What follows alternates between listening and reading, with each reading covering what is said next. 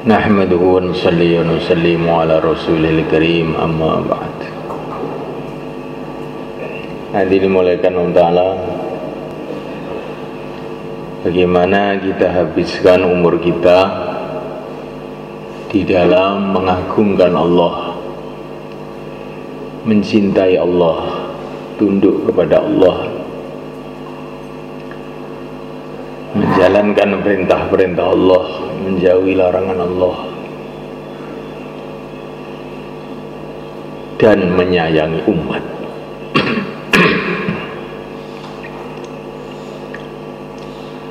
Itulah cara menggunakan umur yang telah dicontohkan oleh pimpinan kita Sayyidul Anbiya Baginda Muhammad alaihissalam.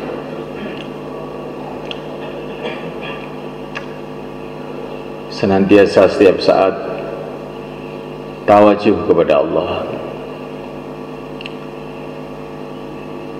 dan itu tampak dalam seluruh perbuatan Nabi. Nabi itu kalau berjalan itu nggak pernah memandang ke atas itu, kecuali kalau doa.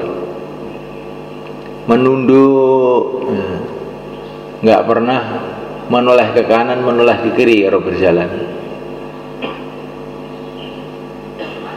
Kata para ulama, itulah berjalannya orang yang senantiasa ingat kepada Allah, mengagungkan kepada Allah, malu kepada Allah. Kalau beliau ini menundukkan kepala karena malu kepada Allah, kalau mengangkat kepala karena mohon kepada Allah. Qad nara taqalluba wajhika fis sama' falanuwalliyannaka qiblatan tardaha. Di Nabi itu kalau mengangkat kepalanya itu karena mohon, bukan karena Allah di atas, karena kiblatnya doa itu adalah langit. Kiblatnya doa itu langit.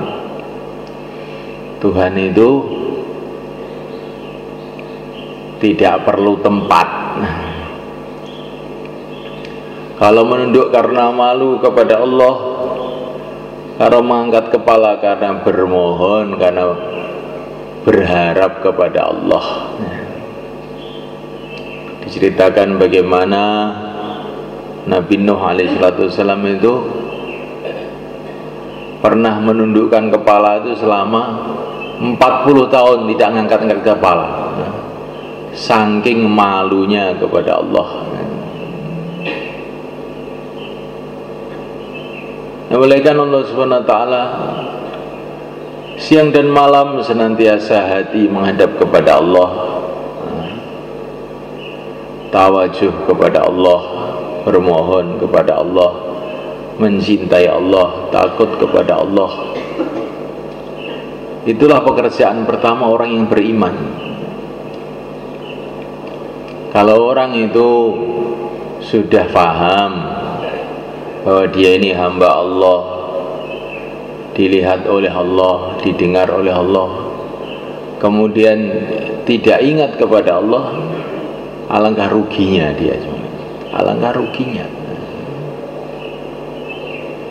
Segala sesuatu yang ada di alam semesta ini adalah ciptaan Allah, dilihat oleh Allah, didengar oleh Allah.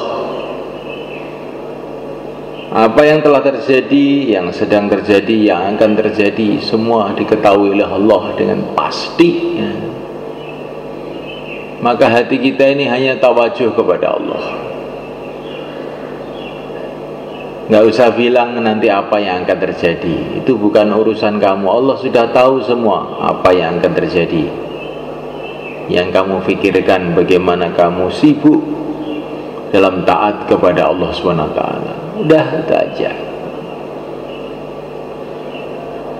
Apa yang sedang terjadi? Yang sedang terjadi juga Allah sudah tahu semuanya. Maka ketika masalah-masalah datang kepada yang mulia baginda Nabi alaihissalam, maka Allah berfirman kepada nabinya, "Fasbir li hukmi rabbika fa innaka bi a'yunina. Sabarlah hai Muhammad atas keputusan-keputusan Tuhanmu. Tuhanmu senantiasa mengawasi semuanya, mengawasi kamu. Gusti Allah wis ngerti kabeh, wis rasa khawatir. Itu malaikat.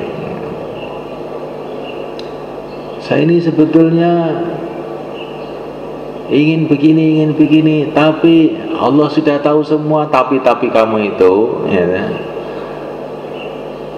nggak usah tapi begitu. Bagaimana sibuk taat kepada Allah, itulah pekerjaan hamba. Pekerjaan hamba itu bagaimana dia taat kepada Allah, sudah itu aja.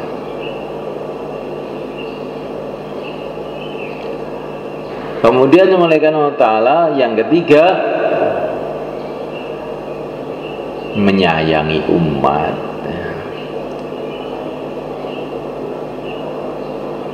Sibuk dalam mengagungkan Allah. Yang kedua kali sibuk dalam taat kepada Allah. Yang ketiga kali sibuk dalam menyayangi umat. Kenapa ini? Karena orang yang sayang pada umat itu akan disayangi oleh Allah. Menyayangi umat itu bagaimana? Kalau kita ajak umat ini menuju jalan keselamatan, menuju surga Allah, itulah menyayangi umat yang terbesar. Menyayangi umat, urusan-urusan lain-lain itu juga bagus. Apalagi menyayangi umat. Menyayangi kambing pun ada pahalanya. Seorang sahabat datang kepada Nabi, ya Rasulullah, saya itu punya kambing dan saya sayang sama kambing saya itu. Maka Nabi mengatakan, kalau kamu menyayangi kambing akan disayangi oleh Allah. Ini nyayangi kambing aja itu juga ada nilainya. Dalam satu perjalanan, ada seorang sahabat itu melihat anak burung di sarangnya, diambil. Itu diambil, akhirnya induknya ini, ibunya itu puter-puter mencari anaknya hilang nih. Maka Nabi bertanya, siapa yang ngambil anaknya burung itu? Saya, ya Rasulullah. Balikkan. Maka seorang sahabat tanya, apa ada pahalanya berbuat baik sama burung itu ya Rasulullah? Berbuat baik kepada semua yang punya hati yang basah, kepada semua benda hidup, itu ada pahalanya.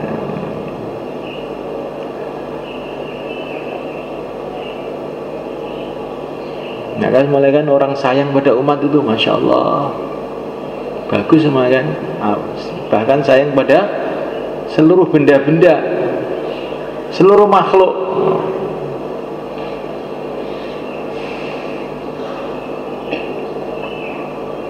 Dulu ada ulama di India namanya Syekh Baqi Billah. Dia ini punya murid namanya Ahmad Al-Faruqi, tahun 1000 Hijrah. Dia yang mengislamkan raja-raja India pada waktu itu. Pokoknya orang hebat lah malaikat. Itu orang hebat itu di antara keistimewaannya itu sayangnya sama umat itu, Masya Allah itu. Yaitu malam bangun tidur itu tahajud. Saat tahajud mau istirahat sebelum subuh, tiba-tiba tempat tidurnya ini ditempati kucing. Maka beliau ini nggak mau mengusir kucing itu, ditunggui aja. Padahal itu dinginnya pada waktu itu bukan main. Beliau menggigil kedinginan gara-gara ekrom kucing, gara-gara ekrom kucing.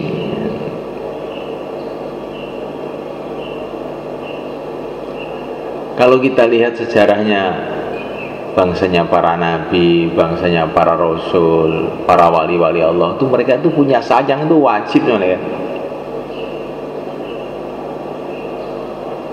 Saya teringat guru saya Kiai Hamid Pesuruan. Pada zamannya ini terkenal orang yang dekat pada Allah. Itu loh, kalau ada santri meres baju itu loh, kalau cuci itu meres, itu kalau ngeresnya itu keras, itu beliau ini berteriak, jangan keras-keras, kasihan katanya. Mau baju kok dikasihani gimana? Tapi itu orang itu saya lihat itu doanya itu Masya Allah, makbulnya itu luar biasa.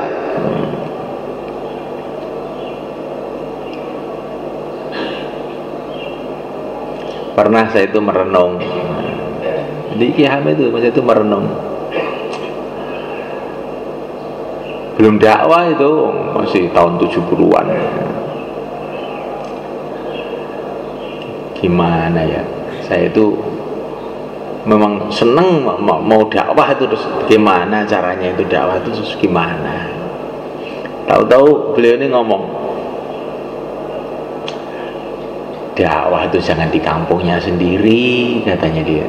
Kan aneh tuh, belum ada dakwah zaman tahun 70-an. Dakwah itu paling sedikit seluruh Indonesia, katanya. Saya itu terkejut, dakwah seluruh Indonesia itu bagaimana, saya masih kecil itu. Jadi apa itu semulaikan Allah Ta'ala, orang-orang yang soleh-soleh itu dulu sayang dulu sama umat, bahkan sama binatang-binatang.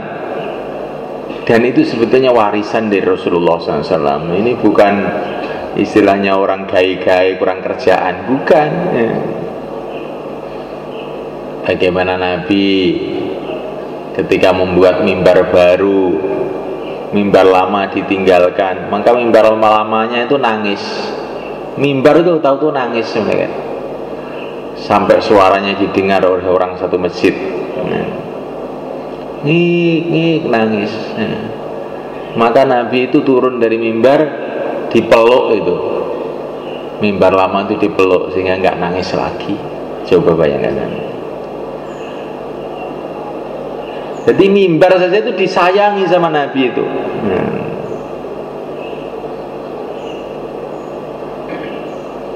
Ya apa yo ngerti mimbar, oh yo gak ngerti. Tapi nek karo kok Gusti Allah di ngertekne yo ngerti. Binatang apa ngerti? Nah, kalau Allah bikin ngerti ya ngerti. Walaupun manusia, kalau Allah nggak bikin ngerti ya ngantuk ya nggak ngerti. Ya nggak mereka. Kita ini kan menunjukkan Allah paling nggak ngerti loh, paling nggak ngerti. Allah bikin ngerti apa tidak? Ya, terserah Allah. Walaupun manusia, sarjana lagi, profesor lagi, Allah nggak bikin ngerti ya nggak ngerti. Walaupun batu, kalau Allah bikin ngerti ya ngerti. Maka batu-batu mengucapkan salam sama Nabi. Lah batu apa punya mulut kok mengucapkan salam? Lah kalau Allah bikin bisa bicara walaupun nggak punya mulut ya kayak tep itu ya bisa aja. Ya. Jadi kadang-kadang kita ini berpikirnya itu aneh. Kita ini orang iman tapi berpikirnya itu seperti nggak teringat Tuhan belas gitu loh. Sehingga akhirnya hati kita ini kasar, marah ya. Orang ngerti gobloknya ini loh, saya tahu. Saiki awake dhewe iki ndonga ning Gusti Allah ben bodho ngerti. Engko nek bodho karo Allah dedekne ngerti, wedhus pun ngerti, watu pun ngerti. Kalau Allah tidak jadikan ngerti, ya nggak ada yang ngerti. Lah orang iman itu orang yang ngerti kepada agama Allah. Maka nanti di surga dibales oleh Allah, seluruh benda-benda surga itu ngerti semua sama dia. Nah, orang di surga itu mereka duduk begini melihat sungai. Saya kok ingin sungai itu mendekat ke sini, tahu-tahu sungainya sudah ngerti, gretek gitu, mendekat sungainya. Bukan orangnya datang ke sungai, sungainya datang. Nah, loh kok bisa begitu? Nah, memang Allah bikin begitu. Ya. Kalau dia melihat buah-buahan, wah buah-buahan di atas, tahu-tahu buah-buahannya itu langsung turun, sudah dekat mulutnya, tinggal ambil. Nah, gak usah mana cari tangga, nah, tangganya hilang lagi, oh nggak ada. Ya. Semua ngerti semua. Nah, kursinya ngerti, sungainya ngerti, rumahnya ngerti, istrinya ngerti, ya, suaminya ngerti. Nggak ada yang goblok tuh, nggak ada di surga itu. Di surga itu semua ngerti.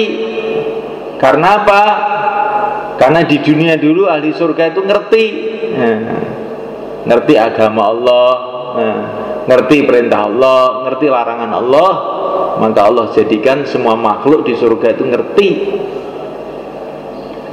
Itulah diantara tafsir ayat Quran, wa inna daral akhirata lahiyal hayawan.